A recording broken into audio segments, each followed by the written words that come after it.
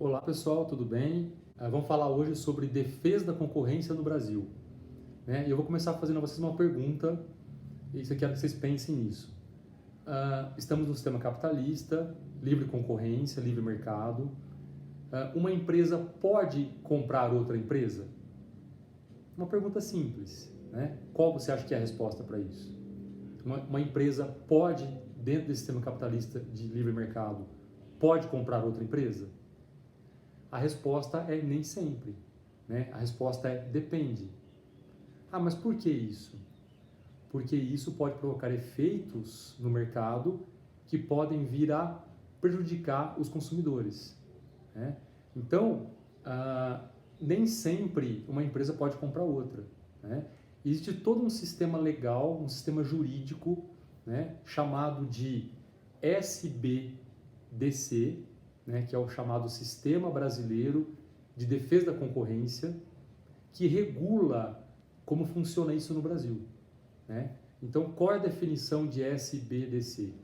É um conjunto de órgãos governamentais que é responsável pela promoção de uma economia competitiva no Brasil, por meio da prevenção ou da repressão de ações que possam limitar a livre concorrência no Brasil, né? Há até uma lei feita para isso. Essa lei é mais antiga, de 94, depois ela foi reformulada em 2011, e essa lei regulamenta todo esse sistema da concorrência que há no Brasil, tá? Então, quais são, na prática, as atuações desse sistema da concorrência no Brasil? Então, há três eixos de atuação desse sistema da concorrência. O primeiro deles é a chamada ação preventiva concreta. O que significa isso? É uma análise das operações de concentração econômica que ocorrem no Brasil. Por exemplo, quando uma empresa compra outra, quando uma empresa se funde com outra, né? Nós chamamos isso de fusão, ou aquisição, ou incorporação de empresa, né? Então, esse é o primeiro eixo que a nossa lei tenta abarcar, né? Que é a ação preventiva concreta. A gente vai ver isso logo em seguida, tá? O outro eixo que a lei tenta abarcar é a chamada ação repressiva. O que é a ação repressiva? É a investigação e a punição das chamadas práticas anticoncorrenciais, que as empresas podem fazer às vezes, né? Um exemplo simples disso, que nós vamos ver em seguida, é a formação de cartel, né? Quando as empresas se juntam para combinar preço, tá?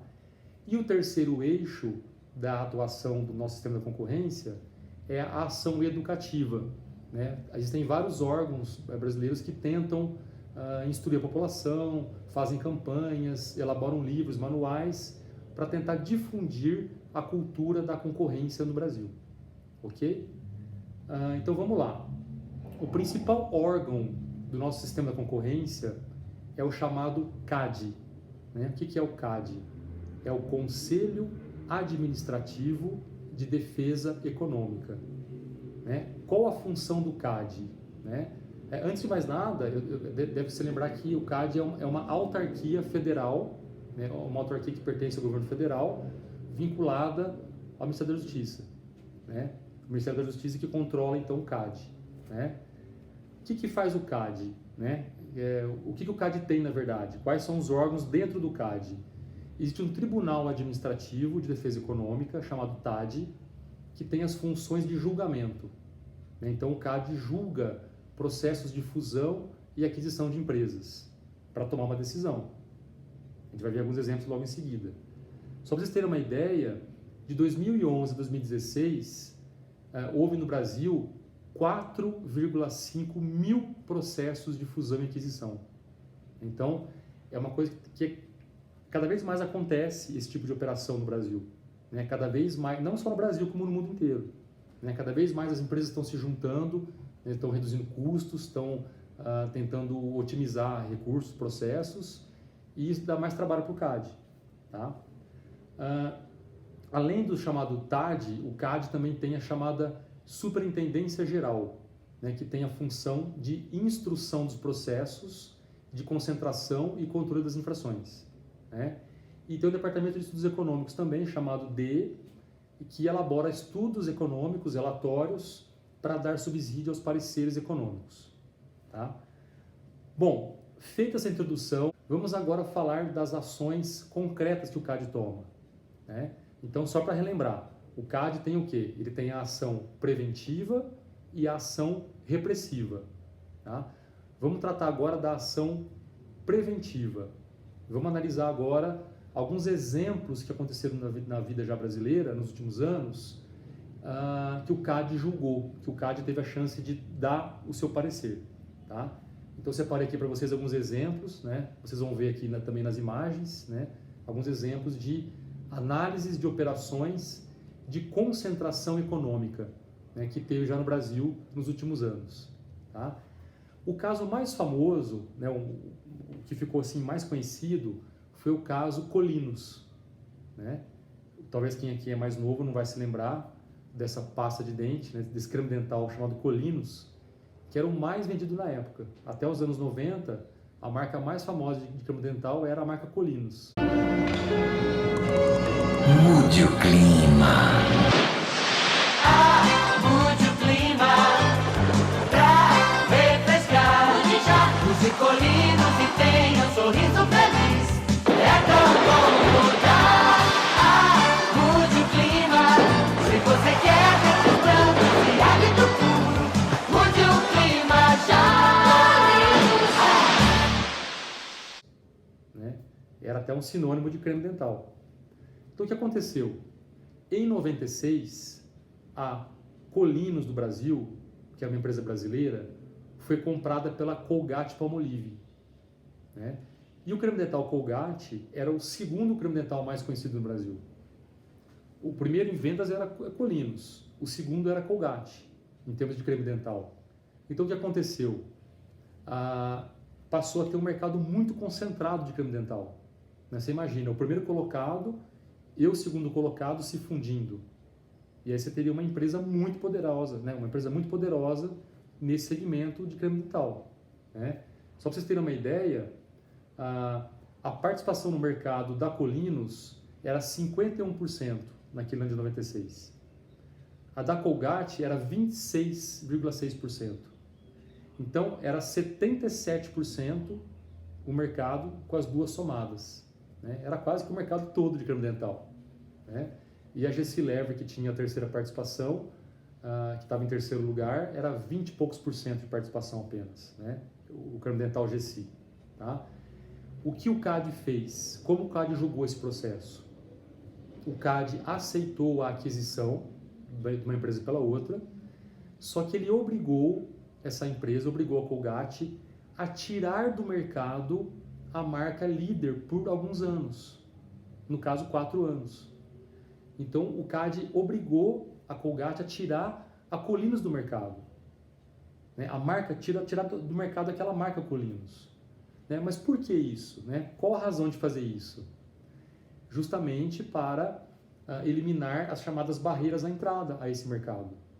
Né? O fato de não ter mais a marca líder no mercado naquele momento poderia abrir a possibilidade de outras empresas novas, né, novas marcas surgirem, né, para tapar esse buraco que estava se abrindo com a extinção da Colinos por alguns anos. Então essa foi a decisão tomada pelo CAD naquela época, que ficou muito famosa, né? Mas a gente sabe que a marca, a Colgate, logo na hora que foi tomada a decisão, a Colgate já lançou uma nova marca no mercado, né? Que é a marca Sorriso. Então a marca Sorriso que a gente conhece hoje, na verdade, é a Colinos repaginada. E aí a Colgate conseguiu, de certa forma, driblar um pouco essa restrição que o CAD colocou. Ok? Então foi o primeiro caso de julgamento famoso que o CAD julgou, né, no Brasil. Um outro exemplo é o caso Ambev. Esse ficou mais famoso ainda, porque aconteceu a fusão entre duas grandes empresas concorrentes no mercado de cerveja. Então você tinha de um lado a Brahma, que fabricava também a marca Skol, e tinha de outro lado a marca Antártica, que fabricava a marca Bavária. Né? Então eram 4 marcas ali em 2 empresas, que se fundiram para criar a cervejaria Ambev. O que o CAD decidiu? Qual foi a decisão do CAD? Ele autorizou a fusão das empresas para criar a Ambev, só que ele obrigou a Ambev a tirar do mercado uma das marcas, que no caso foi a Bavária. Tá? Você até está vendo aqui a imagem, né, da propaganda da Bavária. Sexta-feira, chega de canseira, nada de tristeza, pega uma Bavária e põe na minha mesa. Hoje é sexta-feira. Que era a famosa cerveja dos amigos, né? Era a cerveja dos amigos naquela época, nos anos 90, né? Ok? E aí o CAD deu esse julgamento. Então, para vocês terem uma ideia, né, em relação à porcentagem do mercado de cada empresa naquela época, em 99, a Brahma tinha 24% do mercado de cerveja, a Skol tinha quase isso aí também, quase 24%, a Antártica tinha 18% do mercado e a Bavária tinha 7%. Então, olha só, as 4 marcas somadas dava 73% do mercado, sozinhas.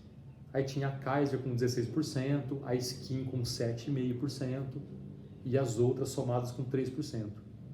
Então, de fato, seria um mercado muito concentrado mesmo nas mãos da Ambev, né? E continuou concentrado, porque vendeu a Bavária até que foi, até que foi bom para a Ambev isso aí, né? Vender a marca menos famosa ali, a menos vendida, tá? E é até interessante dizer, depois que o CAD julgou tudo, a Ambev cresceu muito, né? Ficou uma grande cervejaria. Até em 2004, a Ambev acabou se juntando com uma outra cervejaria, a chamada InBev, da Bélgica, né? Na verdade, ela se juntou com uma outra empresa da Bélgica e elas criaram a InBev, na verdade, né? Passou a ser chamada de InBev, essa nova cervejaria, juntando a Ambev, né, com a da Bélgica. E virou a maior do mundo, né? Hoje, essa empresa é a maior empresa de cervejas do mundo. Eles têm lá muitas marcas, né? Só para citar algumas aqui, além daquelas já conhecidas, né? Antártica, Brahma, Skol, eles têm a Boêmia, a Budweiser, a Colorado, a Corona, Original, a Quilmes, Serra Malte, Stella e outras marcas mais. Tá? Então essa é uma decisão do CAD também muito importante naquela época. Tá?